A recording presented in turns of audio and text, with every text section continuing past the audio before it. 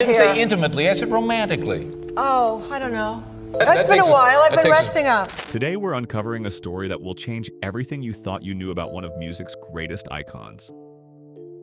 At 78 years old, Cher stands as more than just the goddess of pop. Behind that legendary status lies a journey of heartbreak, resilience, and triumph that few have ever truly understood. The world has witnessed her dazzling performances and chart-topping hits, but the real story, the one hidden beneath the spotlight, will leave you utterly stunned. Prepare yourself for revelations that go far deeper than you ever imagined. Cher's journey began in circumstances that would break most people. Born Sherilyn Sarkeesian, she entered a world of instability from her very first breath. Her parents' story reads like a tragedy waiting to unfold. Georgia Holt, a young woman working in a Fresno donut shop, fell for John Sarkeesian, a handsome truck driver with undeniable charm. Their romance burned bright but brief, leading to a hasty Nevada wedding filled with youthful dreams. But reality struck hard and fast. Georgia quickly realized marriage wasn't what she'd envisioned, and she walked away. After some persuasion, she gave it another 3-month trial, just long enough to discover she was pregnant with Cher. The marriage couldn't withstand the pressure, and by the time Cher was just 10 months old, her parents had separated permanently. Though she wouldn't grow up knowing her biological father well, Cher always carried pride in the Armenian heritage he passed down to her. This piece of her identity would remain constant, even as everything else shifted around her. Georgia's search for stability led to 7 marriages, including 2 attempts to reconcile with John. Among the parade of stepfathers, actor John Southall, Georgia's 3rd husband, provided the most consistent presence during Cher's early years. But even that relationship crumbled when she was 9. Georgia later revealed the crushing societal pressure that drove her repeated marriages. In 1978, she explained that living with someone outside of marriage was considered scandalous, leaving her feeling cornered into wedding after wedding. The result was a childhood of constant upheaval for Cher. New homes, new father figures, and never a moment to feel truly settled. Her mother pursued dreams of music and acting, but success remained elusive, leading to financial struggles that defined their daily existence. The most devastating chapter came when Cher was just 2 years old. Facing impossible circumstances, Georgia made the agonizing decision to place her daughter in a Catholic orphanage for several weeks, while she desperately searched for work and housing. Imagine being that young, surrounded by strangers, wondering if your mother would ever return. Cher and her half-sister spent long stretches living with grandparents, shuttling back and forth as Georgia fought to keep them afloat. Poverty wasn't just a concept, it was Cher's daily reality. In a revealing 2010 Vanity Fair interview, she described the deep shame of wearing threadbare clothes to school, to being scolded for damaging shoes the family couldn't afford to replace. She vividly remembered using rubber bands to hold her shoes together, just to make it through another day. The family's fortunes swung wildly, one week surviving on canned stew and beans, the next mysteriously transported to Beverly Hills. These dramatic shifts painted a confusing picture for young Cher, caught between glimpses of luxury and the harsh reality of deprivation. As she entered her teenage years, Cher found herself living in contradiction. Her striking appearance and magnetic personality set her apart, yet she felt like a perpetual outsider among her peers. While other teenagers focused on homework and social circles, Cher harbored vivid dreams of stardom. She could already envision her future, the stages, the costumes, the adoring crowds. School held no appeal for someone whose heart beat to a different rhythm. Making matters worse, Cher struggled with undiagnosed learning difficulties in an era that had little understanding of such challenges. Reading and writing felt like insurmountable obstacles. Some subjects came naturally, while others seemed impossible. Her report cards consistently bore the crushing comment, "not living up to potential," adding pressure to a system where she already felt like a misfit.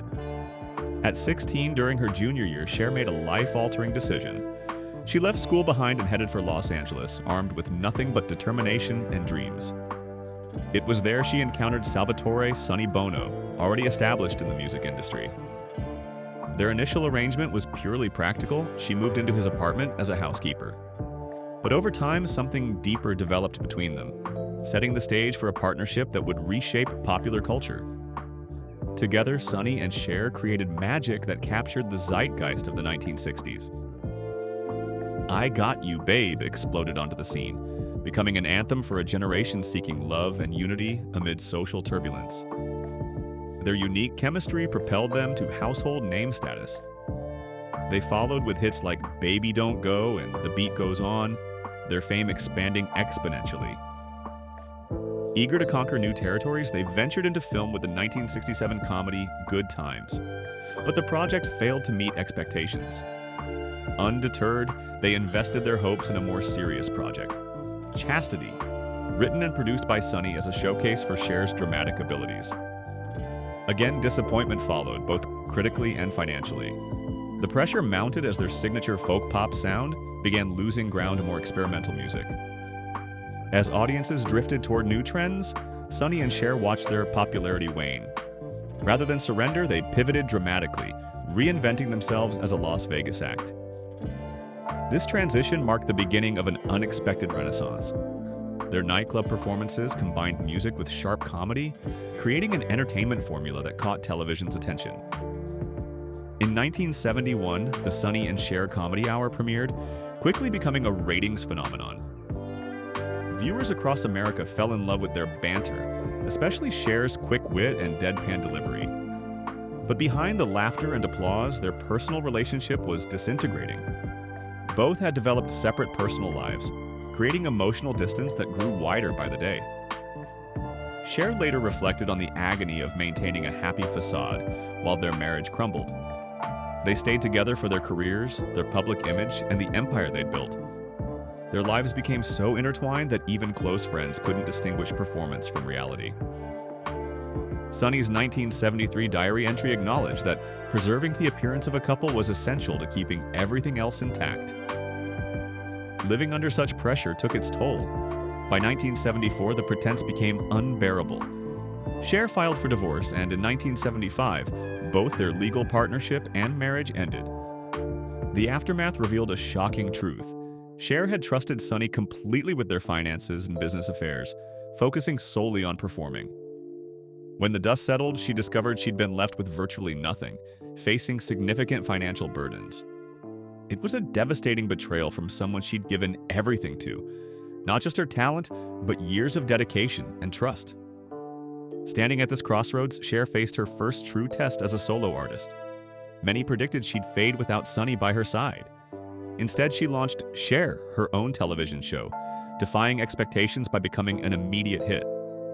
Audiences embraced her individual charm, proving her star power had never depended on anyone else. Meanwhile, The Sonny Comedy Review struggled and was canceled after one season.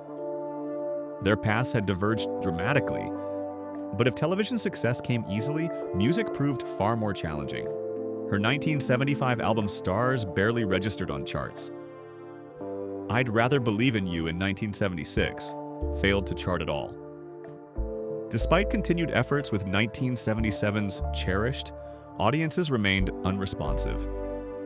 In a bid to find new direction, she collaborated with her new husband, Southern rock musician Greg Allman, on To the Hard Way, credited to Allman and Woman. The project generated little enthusiasm from either artist's fan base and quickly disappeared. By 1978, Cher's career momentum had stalled. Warner Brothers terminated her contract, ushering in a period of uncertainty.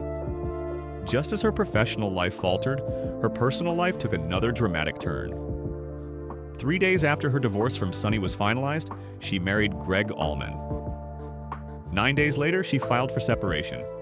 The world she entered with Greg was foreign territory, a lifestyle she hadn't anticipated.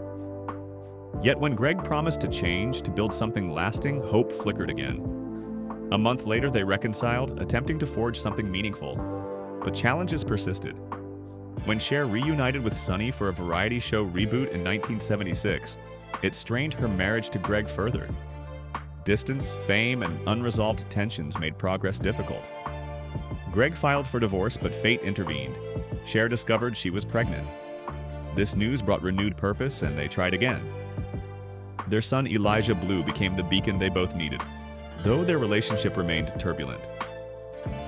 By 1978, they parted ways permanently. Refusing to surrender, Cher signed with Casablanca Records, known for dominating the disco era. Though she'd always identified with rock, she agreed to explore new sounds. Take Me Home marked her transformation into a disco sensation. The title track became the hit she desperately needed, reinventing her image completely. Success bred more attempts, but finding balance proved elusive. Prisoner struggled between disco expectations and Cher's rock aspirations, failing to chart. Following her heart back to rock, she formed Black Rose in 1980 with guitarist Les Dudek. The band delivered authentic rock with a rebellious edge, Cher's longtime dream realized. But the album bore no mention of her name, leaving fans unaware of her involvement. Sales disappointed, and by 1982, both the band and her relationship with Dudek had ended. In 1983, Cher made another bold pivot, into acting. Her supporting role in Silkwood, alongside Meryl Streep and Kurt Russell, stunned critics, earning her a Golden Globe and an Oscar nomination. Roles in Mask and Suspect further established her dramatic credentials. But 1987's Moonstruck changed everything. Playing Loretta Castorini, Cher delivered a performance of such warmth and authenticity that she won the Academy Award for Best Actress. Just as she reached this pinnacle, health issues emerged. While filming The Witches of Eastwick, seemingly minor symptoms developed into a serious condition. The illness progressed to pneumonia, forcing her to step away from work completely for 2 years. She couldn't act, couldn't sing, and had to decline dream roles. In a New York Times interview, she revealed the emotional toll of being sidelined by forces beyond her control. As Cher built her solo empire, Sonny underwent his own transformation, entering politics. Elected mayor of Palm Springs in 1988, he later won a congressional seat in 1994. Despite their complicated history, Cher never forgot Sonny's impact on her life. When tragedy struck during his 1998 skiing accident, Cher flew from London to deliver a powerful eulogy. Through tears, she honored his vision and intelligence, reminding everyone of the dreams and courage behind their legendary partnership. Behind Cher's public success lay complex challenges as a mother.